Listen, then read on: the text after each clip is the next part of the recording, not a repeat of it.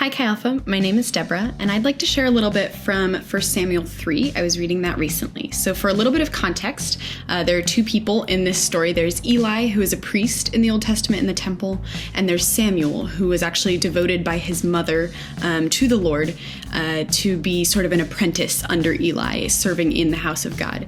And so we're going to pick up, there's been a little bit of background in chapter 3 at the beginning where Samuel hears his name being called and he's sleeping in the temple near Eli. And he gets up and runs a few times to Eli thinking that Eli has called him. But it's not Eli. So this happens 2 times, and then we pick up in verse 8, and I'll read a few verses. It says, "A third time the Lord called Samuel, and Samuel got up and went to Eli and said, 'Here I am, you called me.' Then Eli realized that the Lord was calling the boy. So Eli told Samuel, 'Go and lie down, and if he calls you, say, "Speak, Lord, for your servant is listening.' So Samuel went and lay down in his place. The Lord came and stood there, calling as at the other time, 'Samuel, Samuel.' Then Samuel said, 'Speak, for your servant is listening.'" So something that struck me about this, in the past, I've looked at this chapter especially as sort of an example of how to hear and listen for God's voice and respond to that. But what really struck me this time was Eli's role. That even though it took him a few times to recognize that it was the Lord calling Samuel and not Eli, like Samuel thought, once he does recognize that, what he's able to do is he's able to tell Samuel, "Go back to your bed. When you hear it again, say, 'Speak, Lord, for your servant is listening.'"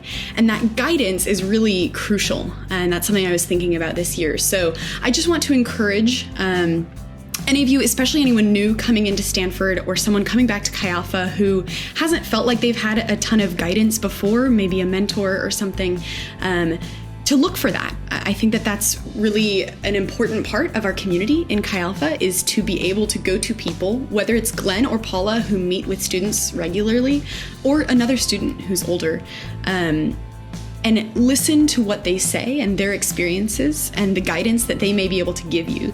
Eli wasn't able to tell Samuel, "This is what the Lord is going to say to you," but he could tell him, "Go back and be ready to listen for the Lord in this way." And so for those looking for a mentor, I encourage you to seek out someone. And for those who are older, I'm a senior this year. This is our chance. We get to be, in some ways, the young Elis right now for those who are younger, who are new to Stanford, to be people who can guide and share what we have learned from God's Word and from our time as Christians to really help build up others and build up each other. And I think that that mentorship aspect is so important and has been so crucial to my spiritual walk at Stanford. So I just wanted to encourage everyone to really take the time to seek that out, whether as a mentee or as a mentor. Thanks, guys.